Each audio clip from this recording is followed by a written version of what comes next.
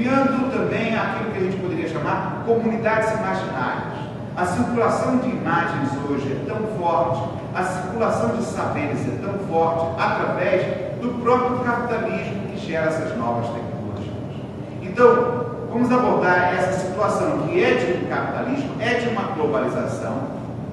Por outro lado, o Padre vai falar de uma globalização inspirada em Paulo Freire, inspirada em, talvez, a gente poderia comparar com Milton Santos, de uma globalização que ele chama de grassroots, que é de baixo para cima.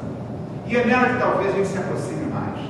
Ao pensar, então, em redes de produção de novas narrativas, redes de colaborações, redes de parcerias, onde a educação e a prática pedagógica, artística, não estão mais regidas por processos voltados ao mercado, para ter uma escultura do mercado, mas sim de agenciamento sociopolítico. As mostras e bienais internacionais não deixam de entrar nesse circuito globalizado. Vide Bienal Mercosul, a tentativa dos cadernos de viagem, as tentativas de penetração no interior do Estado, onde você encontra no Estado, por um lado, carência de contato com a capital, por outro lado, uma fertilidade, tá? Já de conexões, de interações sociais existentes lá. Então, essas relações que a gente pode reinventar ou dissolver relações de centro e periferia. Por outro lado, a Padre ressalta outra face dessa globalização. O alcance mundial das mídias de circulação e reprodução de imagens e a imediata absorção global em redes sociais, além de quebrarem narrativas hegemônicas, ameaçam um dos últimos pedestais humanistas do gênero da arte. O fenômeno da cultura visual e da economia globalizada, através da disponibilização ampliada de instrumentos eletrônicos, de produção e circulação e ainda compartilhamento digital de imagens, atinge sobretudo as classes C e D. Atua como força ambivalente, tanto de formação de novas subjetividades, quanto de alienação para um mundo paralelo, dominado por imagens deslocadas em novas geografias desterritorializadas e transnacionais. Como a gente pode conceber isso? A cultura hip hop, o funk, toda uma cultura que se transnacionaliza, e você vê no Japão, ou seja, no México, em Cuba, um grafite, uma circulação dessa cultura funk, uma circulação da cultura hip hop, esses meios das redes. Ao mesmo tempo, uma vontade de ação coletiva, política, que está circulando nessas redes. Percebe-se desse fenômeno a emergência de uma razão globalizada, completamente modelada por imaginários que não estão mais sob o domínio da classe artística. Aí é para parar a pensar. O que Baradolai está estudando e observando, que nós podemos observar, por exemplo, ao que o Faustini vem fazendo nessa cidade. O que Faustini percebeu que está se alinhando com esse processo de uma globalização, que é um processo que se nutre das novas tecnologias, mas ele é de baixo para cima. Ele quer dar vozes, no sentido de ser um agenciador de possibilidades de partilha dessas novas enunciações. Mas isso está andando em paralelo com um grande boom do mercado das artes. Como é que a gente lida então com essa dualidade?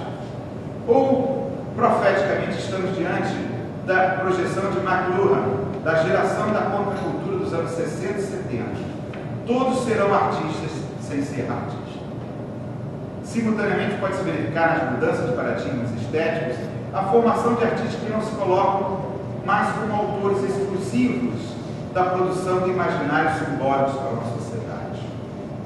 Essa geração emergente mostra sinais de busca de sua inserção crítica a circuitos híbridos entre arte e fora do circuito da arte, conduzidos por nova ordem ética no mundo como propositores de agenciamentos, não dessa estética do sublime, mas também não de uma estética pura, mas da reterritorialização dos exercícios de liberdade de imaginação.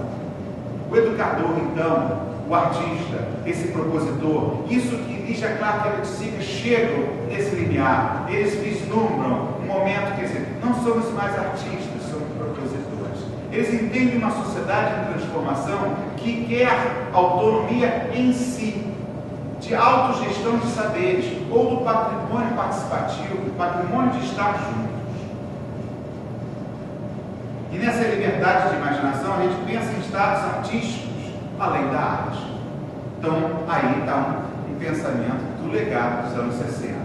Nesse caso, também age sob um impulso utópico invertido, de baixo para cima, em escala que chamamos de microgeografias.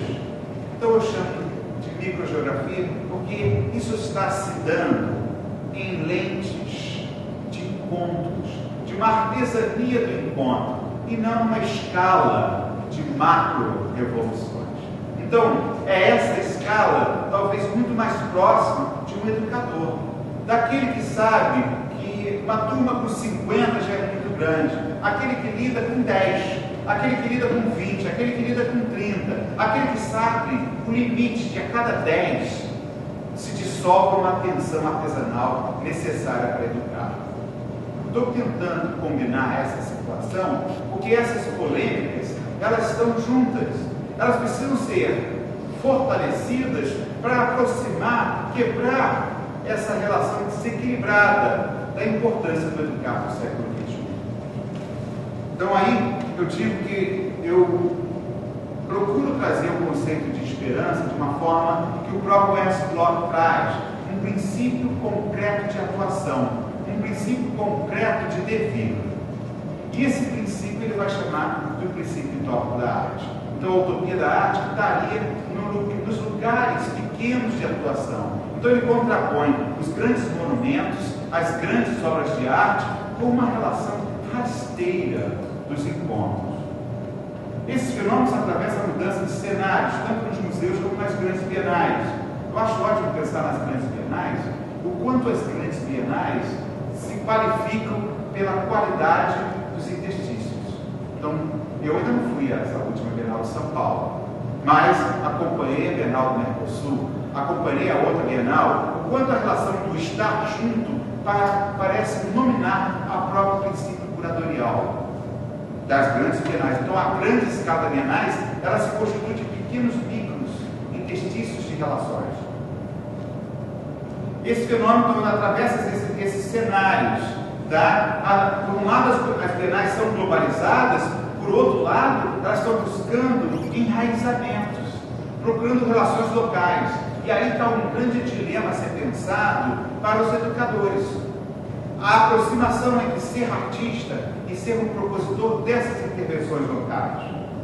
Os artistas, educadores, pesquisadores e agenciadores socioculturais, ora são atravessados pela consciência crítica dessas disjunturas, ora são atravessadores. Nessa geografia de trânsitos globalizados, o macro e o micro se confundem. O local e o global reforçam o contemporâneo através de entrelaçamentos de temporalidades ou contemporaneidades, ou choques mesmo dessa temporalidade, em que os museus, os artistas, os educadores fazem suas opções éticas com relação às múltiplas máscaras da globalização. As máscaras da globalização. Como você julga uma Bienal? Como parte da globalização ou como parte de um acontecimento que tem seus interstícios, que tem suas fissuras, onde ali se dá vários encontros? É nessa bilateralidade que a gente pode pensar os dilemas desse mundo da diversidade. Uma série de formas sociais vem investindo para contestar, questionar e reverter esses desenvolvimentos e criar formas de transferência de conhecimento e mobilização social que prosseguem independente das ações do capital corporativo e do sistema nação-estado. Essas formas sociais se apoiam em estratégias, visões e horizontes da globalização na defesa dos pobres, caracterizada como globalização de raízes ou globalização de baixo para cima.